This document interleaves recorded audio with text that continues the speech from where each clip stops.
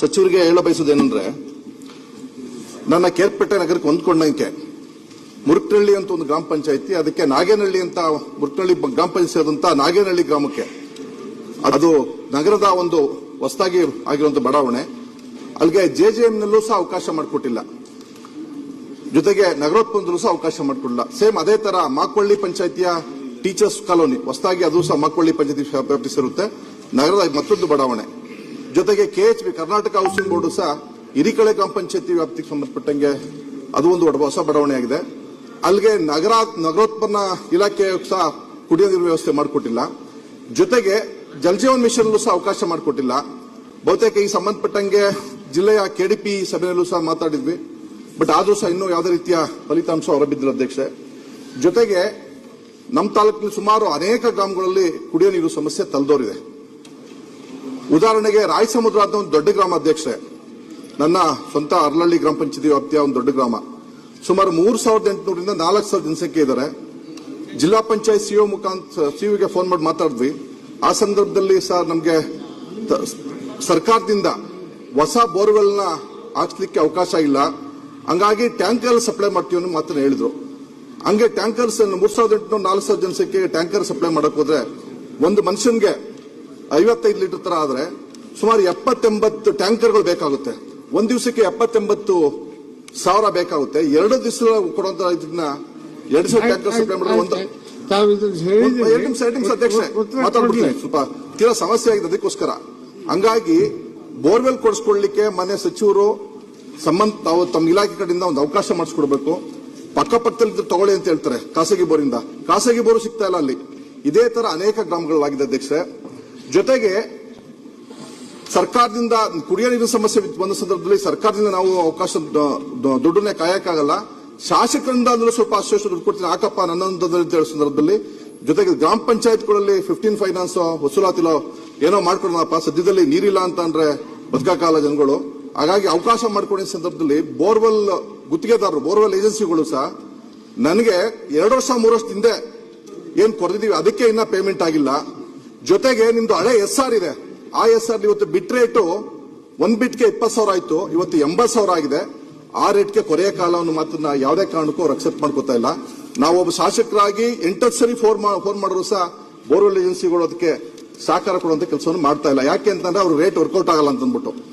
ಇಂತಹ ಸಂದರ್ಭದಲ್ಲಿ ನಾವು ನಮ್ಮ ಕ್ಷೇತ್ರದ ನೀರಿನ ಸಮಸ್ಯೆನ ಹೆಂಗೆ ಅದನ್ನ ನಿವಾರಣೆ ಮಾಡೋದು, ಹಾಗಾಗಿ ಅದಕ್ಕೆ ಏನ್ ಮಾಡಬಹುದು ಮನೆ ಸಚಿವರು ಅದಕ್ಕೆ ಪುನಃ ಕರೆದಿ ಇನ್ಸ್ಪೆಕ್ಷನ್ ಮಾಡಿಸಿ ಅವರಿಂದ ವರದಿ ತರಿಸ್ಕೊಂಡು ಮಾತಾಡೋಕೆ ಲೇಟ್ ಆಗುತ್ತೆ.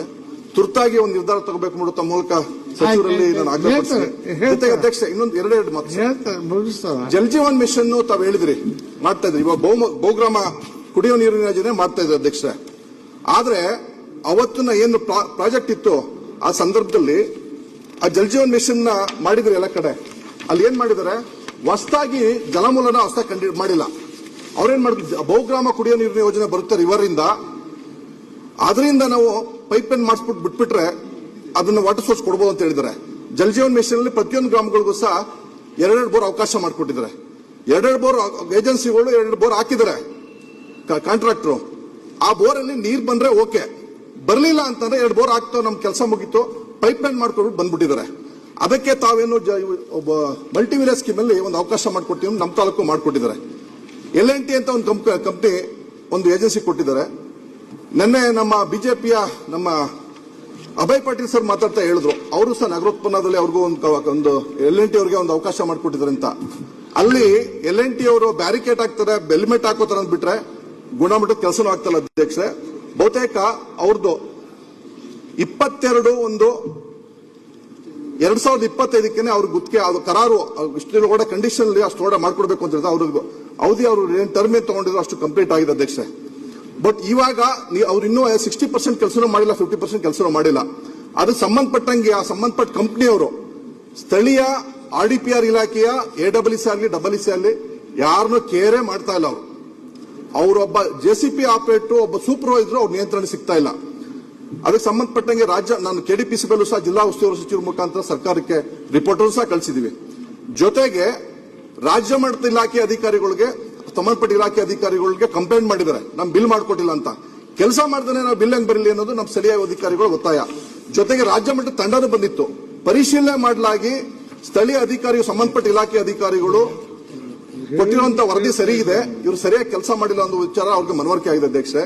ಹಂಗಾಗಿ ಸಂಬಂಧಪಟ್ಟ ಏಜೆನ್ಸಿನ ರದ್ದುಪಡಿಸಿ ನಾವು ಅವ್ರೇನು 25 ಕೊಡ್ತೀವಿ ಅಂತ ಹೇಳಿದ್ರು, 25 ಕೊಡಕ್ಕಾಗಿಲ್ಲ. ಇವತ್ತು ನದಿಯಿಂದ ಬರುವಂತ ವಾಟರ್ ಸೋರ್ಸ್